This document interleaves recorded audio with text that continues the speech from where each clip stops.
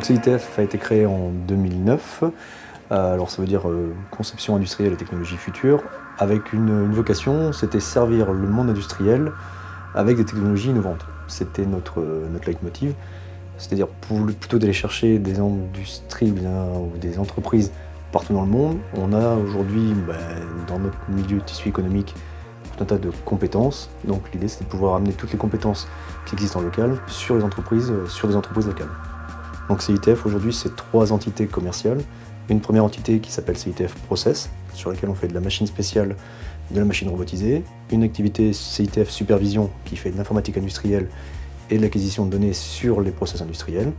Et la troisième partie qui nous permet d'innover et d'avoir une longueur d'avance et qui est un petit peu en dehors du marché à court terme, mais plutôt une vision à moyen terme voire long terme, qui nous permet de développer. Le premier marché, c'était le marché du retraitement du câble et des câbles électriques. Et aujourd'hui, on est sur la partie séparation des matériaux plastiques. Donc notre prochain grand challenge, c'est de pouvoir trouver un système qui permet de séparer, de faire la séparation à sec des résines plastiques. Depuis le départ, on a créé la société en disant que tout devait être transparent. Donc aujourd'hui, chez nous, les comptes sont ouverts à l'entreprise. Tous les gens de l'entreprise peuvent voir les comptes, savent combien sont vendus nos projets, savent combien gagnent ou perdent les projets qu'on réalise. Donc tout le monde est impliqué dans cette phase-là. Les salaires sont affichés, le mien aussi, sans aucun problème.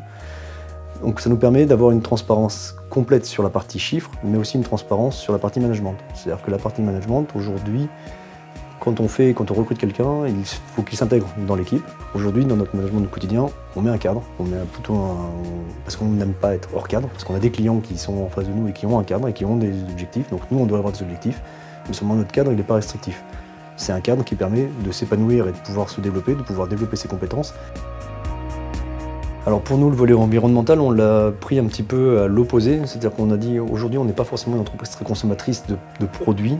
Comment on pouvait apporter une solution à l'environnement? Donc on a travaillé avec les gens qui sont dans l'environnement, comme ceux d'environnement, pour leur apporter des solutions techniques pour pouvoir, la partie câble électrique ou la partie séparation des matériaux plastiques, c'est pour nous un challenge, on pense un challenge environnemental dans les années à venir, donc on est là plutôt pour leur apporter des solutions. Pour la partie sociétale, nous en fait aujourd'hui on est très investi dans ce qui est formation continue. Aujourd'hui, on a 4 apprentis qui sont soit en école d'ingénieur, soit en BTS, soit en bac pro.